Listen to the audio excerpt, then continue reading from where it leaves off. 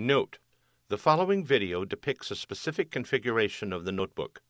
The same removal and replacement procedures apply to all configurations of the notebook. Before you begin, remove the battery, surface cover, optical drive, hard disk drive, wireless module, keyboard, and top cover. Removal. Using minimal force, lift the locking bar up on the USB board ZIF connector and disconnect the USB board ribbon cable from the system board. Caution: use care to prevent damaging the ZIF connector and ribbon cable. Disconnect the power connector cable from its connector on the system board.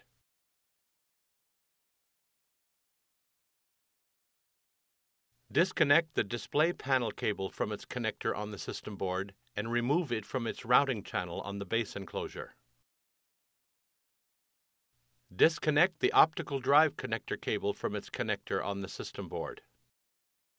Remove the 4mm P1 Phillips head screw that secures the system board to the base enclosure. Lift the right side of the system board and remove the external connectors on the left side of the system board from the cutouts in the base enclosure.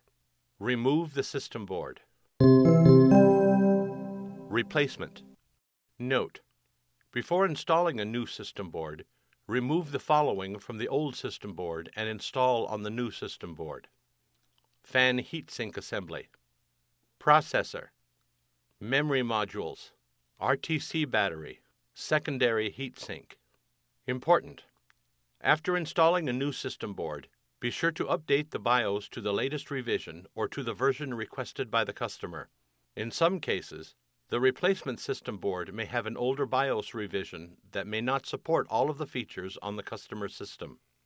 Tow the external connectors on the left side of the system board into the cutouts in the base enclosure and lower the system board into position on the base enclosure. Caution: ensure that the power connector, optical drive connector, USB board ribbon, and display panel cables are free from being pinched between the base enclosure and system board. Replace the 4mm P1 Phillips head screw that secures the system board to the base enclosure. Connect the optical drive connector cable into its connector on the system board. Route the display panel cable through its routing channel on the base enclosure, and connect the display panel cable into its connector on the system board.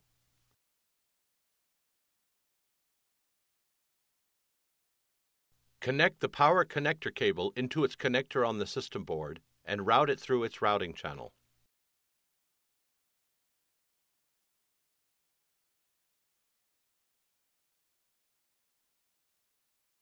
Insert the USB board ribbon cable into the USB board ZIF connector on the system board and press the locking bar down to lock the cable into place. Caution: use care to prevent damaging the ZIF connector and ribbon cable. Important: the system ID and/or serial number must be reset after replacing the system board.